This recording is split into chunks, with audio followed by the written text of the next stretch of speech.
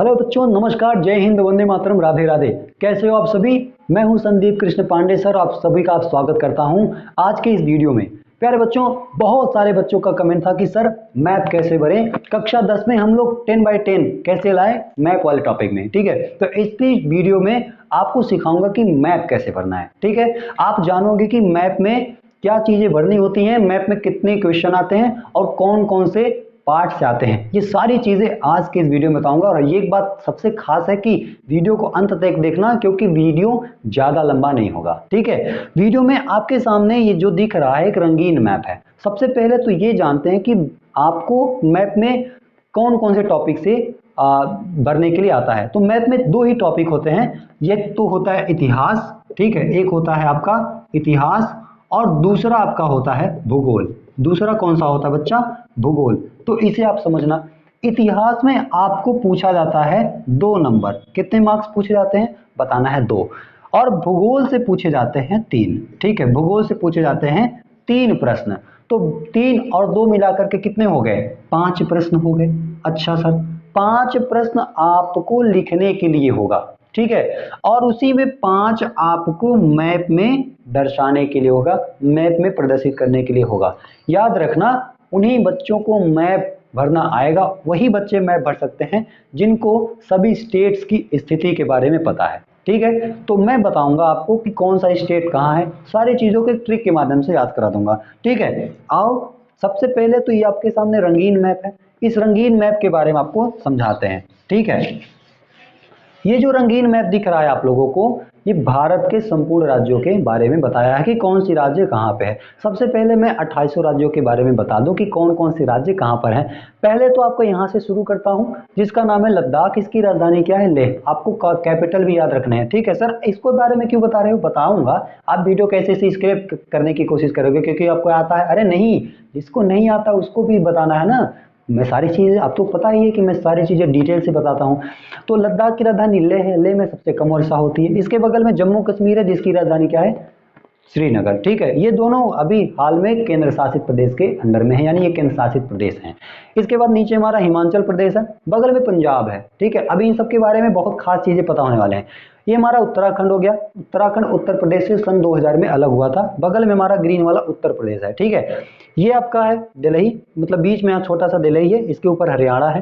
पंजाब हो गया। ये राजस्थान एरिया में सबसे बड़ा वाला राज्य है, इसको समझना। बगल में हमारा गुजरात है, इसकी राजधानी गांधीनगर है। गांधी जी यहीं के निवासी थे, पोरबंदर के। ठीक है, इसके बाद ये येलो वाला आपका मध्य प्रदेश है, नाम ही मध्य प्रदेश, तो ये बीच में बेचारा पड़ा। ठीक है, मध्य प्रदेश हो गया। मध्य प्रदेश की राजधानी क्या है? भोपाल, इसको आप समझना। ग्रीन जो व्हाइट व्हाइट दिख रहा है, ये हमारा छत्तीसगढ़ है। क्या है? छत्तीसगढ़। इसके ऊपर हमारा झारखंड है। झारखंड की राजधानी क्या है? रांची। झारखंड की राजधानी क्या है? रांची। और छत्तीसगढ़ की राजधानी क्या है? अटल नगर। इसके पहले इसकी राजधानी क्या थी? इसके पहले इसकी राजधानी थी रायपुर। ठीक है, रायपुर। अभी वर्तमान में इसकी राजधानी अटल नगर है। ऊपर बिहार है, बिहार का राजधानी पटना है। ठीक है, इसके बाद 7 बहनों वाला राज्य है, मतलब उधर 7 ऐसे राज्य हैं जो सबसे पूर्व में है, यानी पूर्वी में है। तो पूर्वी में सबसे पहले ये ऊपर आपको जो दिख रहा है, ये है सिक्किम। सिक्किम जनसंख्या की दृष्टि से सबसे छोटा वाला सब राज्य है। ठीक है, यहाँ से आपका पश्चिम बंगाल शुरू हुआ है और इस तरीके से यहाँ तक गया है। ठीक है, ये हमारा पश्चिम बंगाल है। ऊपर येलो येलो आपको जो दिख रहा है, ये असम है। असम की राजधानी दिसपुर है। यहाँ पर बिहू नामक नृत्य किया जाता है जब फसलों की कटाई होती है, इसको भी आप याद रखना। नीचे आपका क्या है? ये आपका है क्या नाम है हमारा? असम के बाद ये हमारा नागालैंड है। नागालैंड के बाद हमारा मणिपुर, ग्रीन वाला आपको जो दिख रहा है मणिपुर है। बैगनी कलर वाला आपका क्या है? नागालैंड है। ठीक है, फिर ये हमारा व्हाइट में आपको जो दिख रहा है, यहाँ पर ये त्रिपुरा है। त्रिपुरा पश्चिम बंगाल बांग्लादेश से तीनों तरफ से घिरा हुआ है। ठीक है, तो इस तरीके से ये राज्य हो गए। फिर हमारा उड़ीसा है। उड़ीसा की राजधानी भुवनेश्वर है, इसे भी आप याद रखना। ठीक है, इसके बाद ये हमारा जो राज्य है आंध्र प्रदेश। आंध्र प्रदेश की राजधानी अमरावती, यहाँ भी आप याद रखना। ठीक है, इसके बाद ये हमारा क्या नाम है? कर्नाटका है। फिर हमारा केरल, इसके बाद तमिलनाडु। तो इस तरीके से आप मैप को याद रखोगे। ये रंगीन रंगीन हो गया। अभी मैं आपको ब्लैंक वाला मैप दिखाता हूँ और ब्लैंक में आप एक एक स्टेट्स के बारे में समझना। देखो, अगर आपको मैप करना है ना, तो सबसे पहले आपको प्रैक्टिस करना होगा। आपके पास एक ब्लैंक मैप होना चाहिए। तो समझाता हूँ कैसा। ये वाला देखो, ये मैप आप जो देख रहे हो ये पूरा ब्लैंक है, मतलब खाली खाली है। आपको इसमें एक एक स्टेट्स, एक एक राज्य को अलग अलग करके पढ़ना है, ठीक है। अब इसके बाद जो आप क्या परीक्षा में ऐसा मिलेगा? बिल्कुल नहीं। परीक्षा में अगर ऐसा दे देगा तो बच्चे सारे के सारे कर सकते हैं, क्योंकि वहां पे मैप की स्थिति के बारे में बताया है ना। तो आपको जो मैप मिलेगा वो पूरी तरह क्या होगा, किस तरीके से ब्लैंक, आपका ब्लैंक रहेगा। तो इसको समझना, ये जो आपको दिख रहा है ना, ये पूरा का पूरा आपके पेपर में ऐसे ही व्हाइट मिलेगा, ठीक है। हो सकता है नीचे कुछ समुद्र का रास्ता वगैरह दर्शाया है, कोई प्रॉब्लम नहीं है। जब ब्लैंक मिलेगा तो आपको सारी चीजें पता होना चाहिए। अब यहां से क्वेश्चन कैसे बनता है ये समझना। अभी अभी मैंने आपसे कहा कि आपसे पूछेगा इतिहास के बारे में। क्या पूछेगा? इतिहास के बारे में। तो इतिहास में जो प्रश्न आते हैं वो आते हैं भारतीय राष्ट्रीय आंदोलन यानी लेसन नंबर 2, इतिहास का जो पाठ संख्या 2 है, जिसमें गांधी जी के बहुत सारे आंदोलन के बारे में बताया गया है, ठीक है। चंपारण आंदोलन, सत्याग्रह आंदोलन, ये सारी चीजें जो हैं। अधिवेशन कांग्रेस के कौन कौन से स्थान पर हुए हैं और किस सन में हुए हैं, ये सारी प्रश्न बनते हैं 1 नंबर के। किससे? मैप से। तो इस बात को भी आप याद रखना। अगर नहीं पढ़े हो तो परीक्षा के पहले इस वीडियो को देख रहे हो ना, तो इसको कंप्लीट कर लो, ठीक है। अगर आपने नहीं पढ़ा है कि भारतीय राष्ट्रीय आंदोलन में कौन सा क्वेश्चन किस तरीके से बनता है, इसको पढ़ के जाना, क्योंकि यहां से क्वेश्चन आना ही आना है बच्चा। गारंटी देके कह रहा हूं, यहां से आना ही आना है। आप पेपर में बैठने के बाद आपको महसूस होगा कि सर सही कह रहे थे कि इसे पढ़ना चाहिए था। अरे नहीं पढ़ोगे तो घाटा होगा, पढ़ोगे तो भाई साहब फायदा ही फायदा है।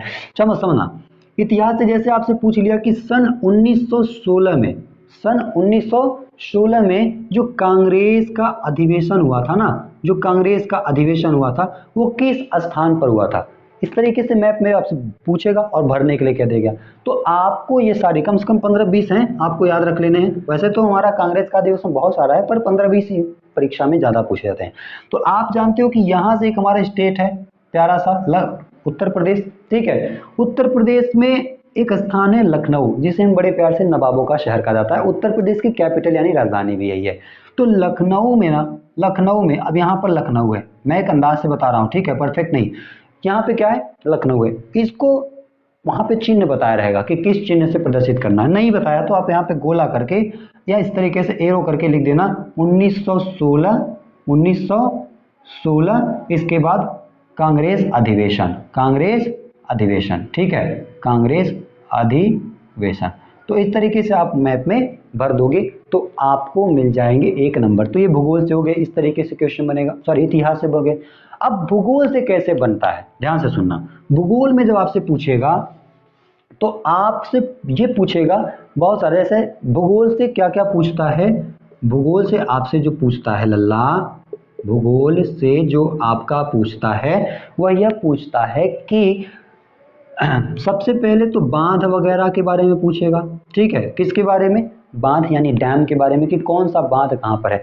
आपने जब जल संसाधन पढ़ा था या जल संसाधन पढ़ाया गया होगा आपको, तो उसमें बहुत सारे परियोजनाओं के बारे में बताया गया होगा। जो सबसे पुरानी परियोजना है वह है दामोदर नदी घाटी परियोजना, ठीक है। वो कहाँ पर है? पश्चिम बंगाल में है। इस बात को आप याद रखना।